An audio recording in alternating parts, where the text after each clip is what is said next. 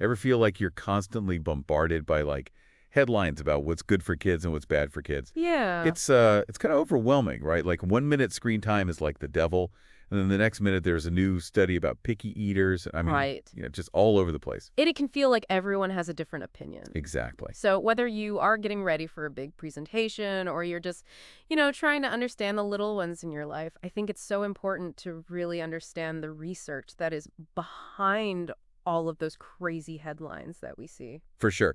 And that's what we're doing today. We're going on a deep dive into the world of child psychology research. Yeah, we're going to go way beyond just like the surface level chatter and like really get into like the nitty-gritty of how we know what we know about child psychology. Yeah. It's almost like we're becoming research detectives, We're Yeah. figuring out how to, like, sift through the evidence and then find those really insightful findings. Yes. And, remember that whole TikTok thing with everyone self-diagnosing ADHD? Oh, yeah. That's a perfect example of why it's so important to really understand research. It really highlights the danger of misinformation, especially in a field like this one that's, so sensitive because anyone can claim to be an expert online these days, right? Oh, totally. Yeah. But if you want to separate fact from fiction, you really need to have that deeper understanding of how the research is done and how it's evaluated and interpreted.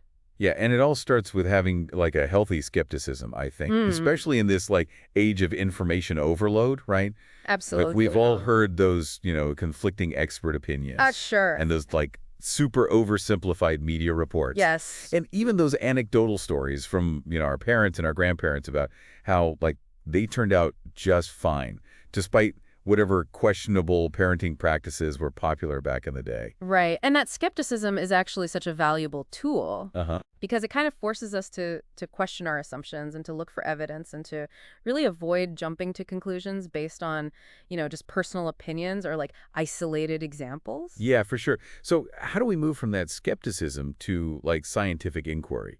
Well, Like, imagine you're a researcher and you start to notice a pattern in how kids are behaving. okay. Maybe you see a link between how much sleep they're getting and their mood. And so you have this hunch, this hypothesis about what's going on. Right. So what happens next? What do you do? Well, the next step is to formulate a clear research question. Like they really need to define what they're studying and how they're going to measure it. So it's like you're setting up, like, the boundaries for the investigation. So Exactly. you can stay focused and not get lost in all that data. Precisely. So, for example, let's say that a researcher wants to investigate, like, whether a new reading program is going to improve literacy skills in first graders. Okay? They can't just assume that any improvement in reading scores is from the program itself. Yeah. There could be other factors at play, like the teacher's experience or the student's home environment. Right. All those other factors, those are called, like, extraneous variables, right? Mm-hmm. And it seems like controlling for all those is, like, a huge part of research design. It is. It's about isolating the specific thing that you're interested in and then minimizing everything else. Okay, so that's when choosing the right research method becomes super important, right? Absolutely. Different methods have different strengths and weaknesses when it comes to controlling for those extraneous variables and really trying to establish those cause and effect relationships. So it's like a detective's toolkit, Yes. like different tools for different cases. Exactly. So we've got things like correlational studies and experiments, case studies, longitudinal designs, and even those qualitative approaches that, really dive deep into those individual experiences. And each one has its own, set of considerations. So, for example, in correlational studies, we look for relationships between variables. Uh-huh. But it's important to remember that just because two things are related, that doesn't mean that one causes the other. It's like that classic example with ice cream sales and crime rates. Right. They both go up in the summer. Mm-hmm. But it doesn't mean that eating ice cream, like, turns you into a criminal. Exactly. There could be like a third factor that's influencing both of those things. Yeah, like the hot weather. Exactly. So correlation studies, they can point out some interesting connections, but they can't definitively say what causes what. Right. So how do we get closer to figuring out that cause and effect relationship? Well, That's where experiments come in, right? exactly. It's all about manipulating variables and observing the results in a controlled environment. Okay. So in an experiment, researchers, they randomly assign people to different groups, an experimental group that gets the treatment or the intervention, and a control group that doesn't. Uh-huh. And that random assignment really helps minimize those extraneous variables that we were talking about. So like with our reading program example, the researcher would randomly assign those first graders to either do the new program or stick with their regular reading instruction. Right.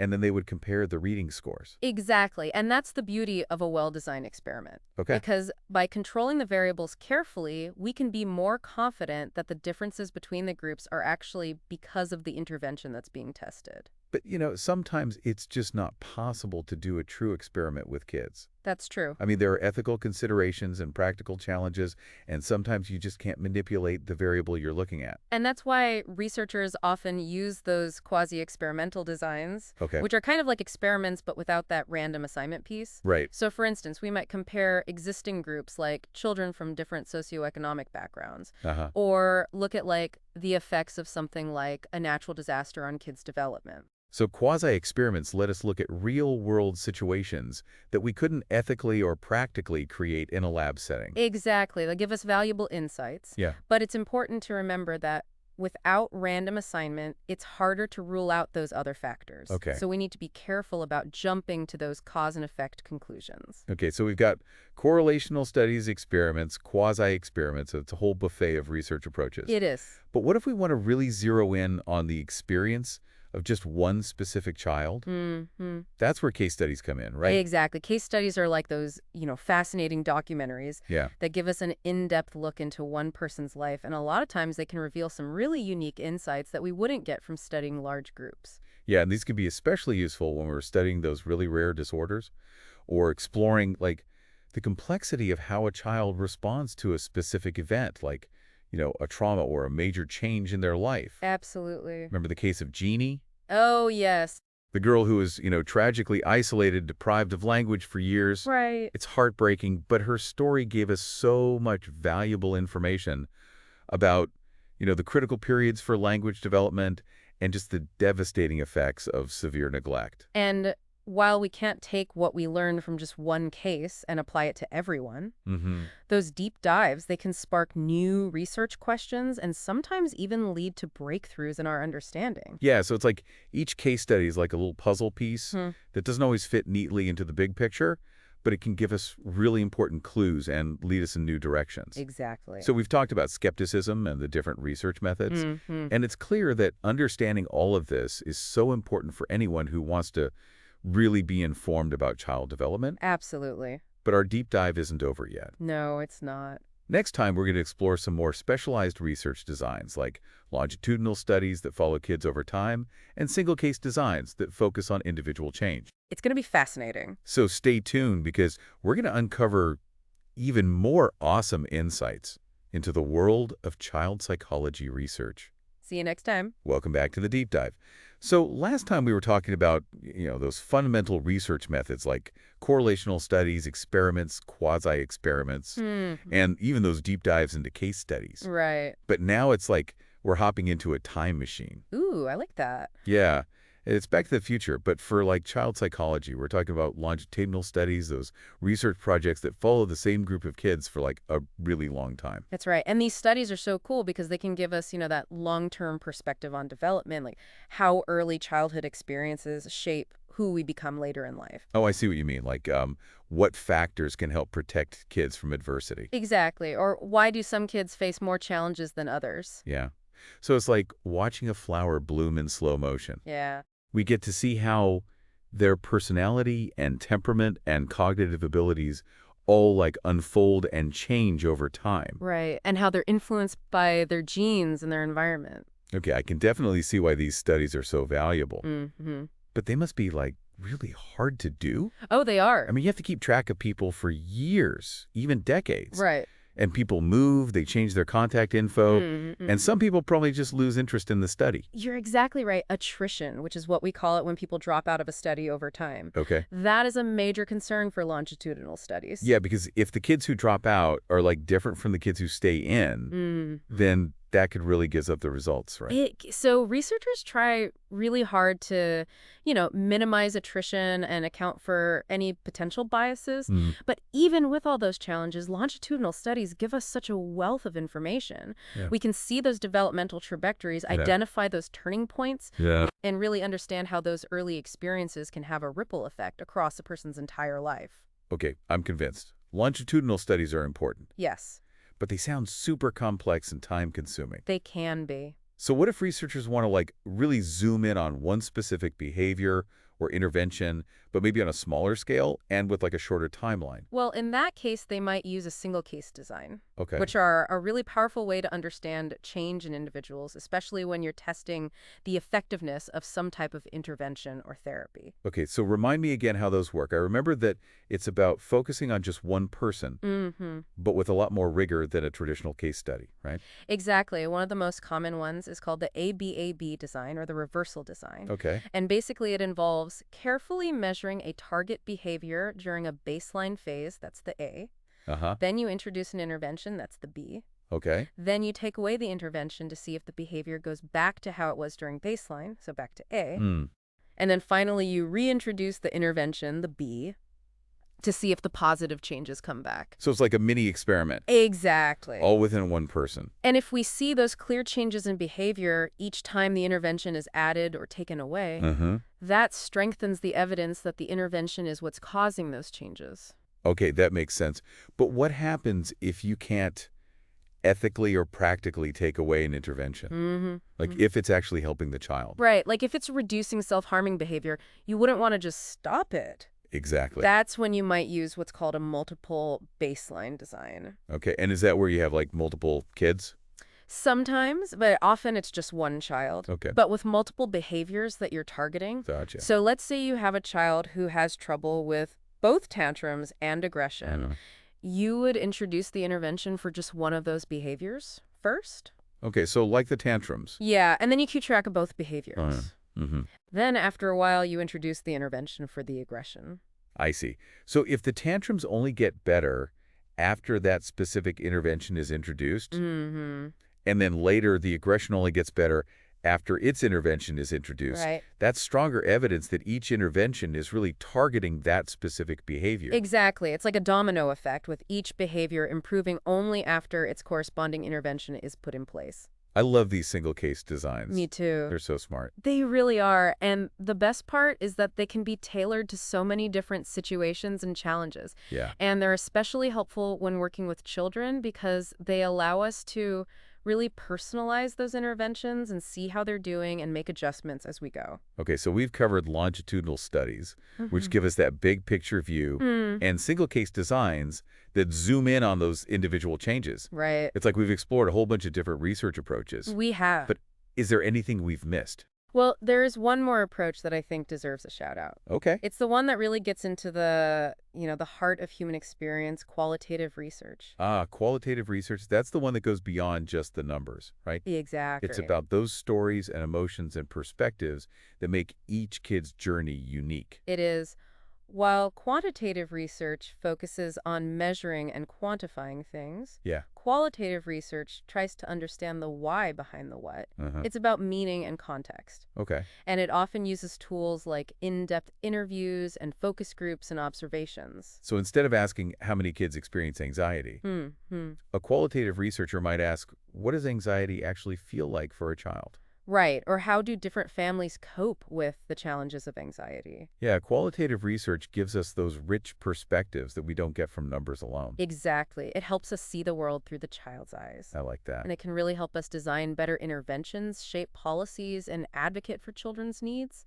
It reminds me of those classic studies where researchers would watch kids playing and then try to figure out how they were developing based on those interactions. Absolutely. That's observational research, Okay. which is a core part of qualitative methodology. And those observations can lead to some pretty amazing insights. They can. Like I remember reading about Piaget and how he watched his own kids playing, and that's how he came up with those stages of cognitive development that we still use today. It's amazing what we can learn from just observing. Yeah. And when we combine observations with interviews, Uh-huh. we can gain an even deeper understanding of a child's inner world. It's like we're weaving together those quantitative threads of data with a qualitative tapestry of their stories and experiences. I love that analogy. Like- It's about recognizing that each child's journey is different, Yeah. shaped by all these complex factors. And by looking at both the numbers and the experiences, we can get a much better understanding of child development.